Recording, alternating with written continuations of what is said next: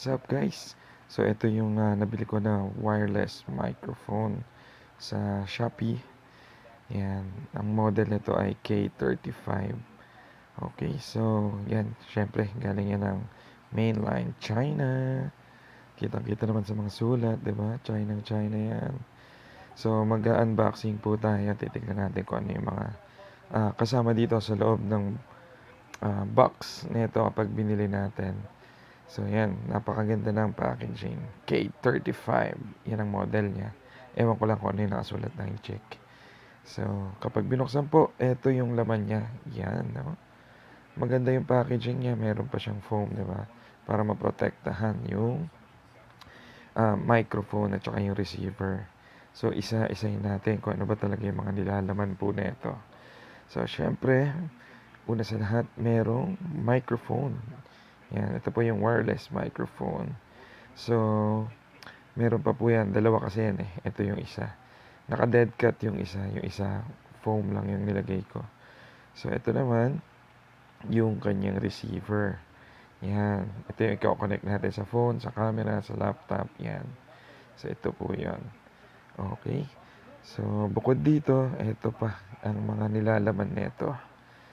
Siyempre, itong box na mahiwagang box na ito.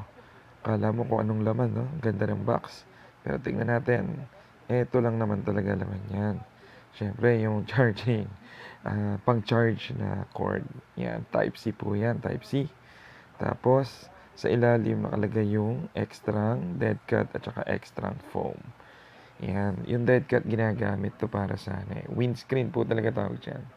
Ito naman, pang-stop o pang-filter ng mga pop. Yan. Okay, so extra lang yan. Diyan yan. Tapos, ito naman, pinakamahalaga sa lahat, pero hindi naman natin binabasa, ang user manual. Yan o, tingnan nyo. May English. Sa likod niyan, Chinese din. So yan. Babasahin ko yan. Tingnan ko kung may matututunan ba ako dyan o wala.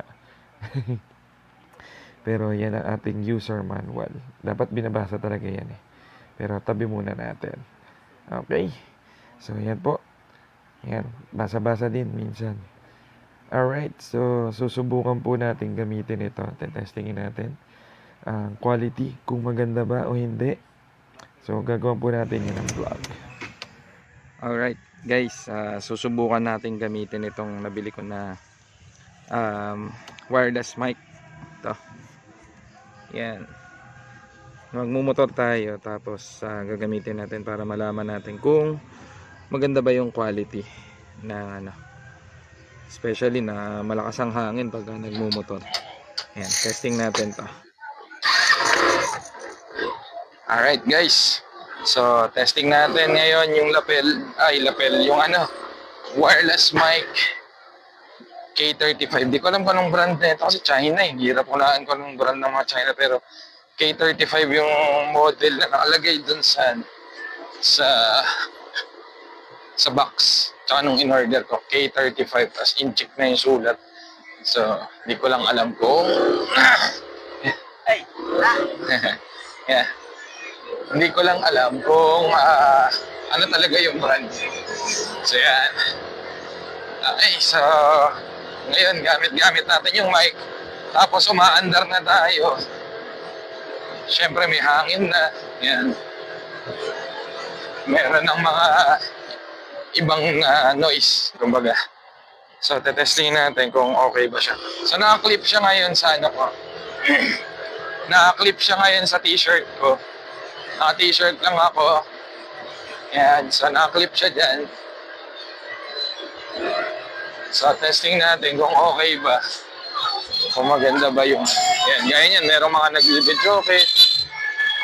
Meron din ako mga kasalubong na ibang mga motor na siyempre may tunog din yung engine at tambucho niyan. So, yan. So magandang masubukan talaga to kung nare-reduce ba, kung hindi man naka-cancel yung noise background, at least nare-reduce man lang tipo. Ayan. So okay, may tumitila ako na manok.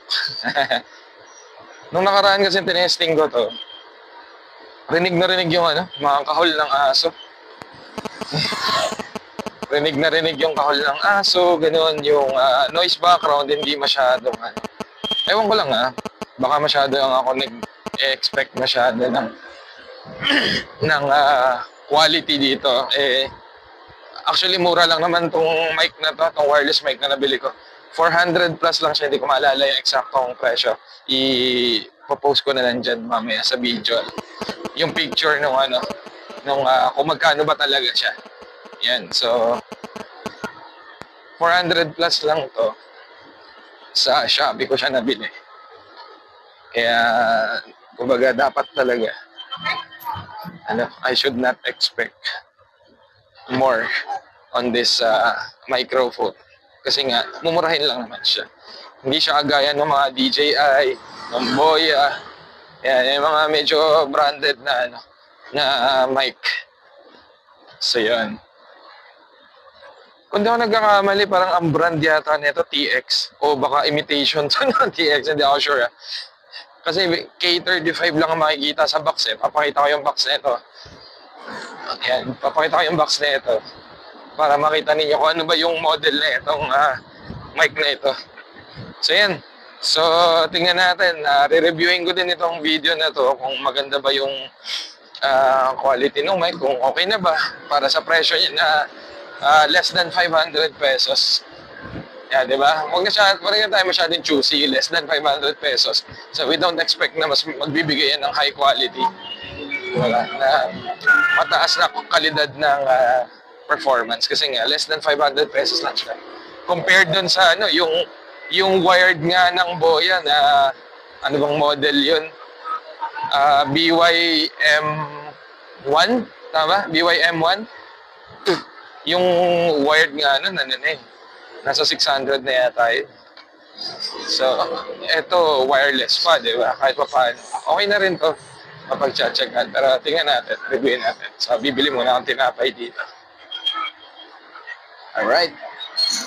Hey, cut muna.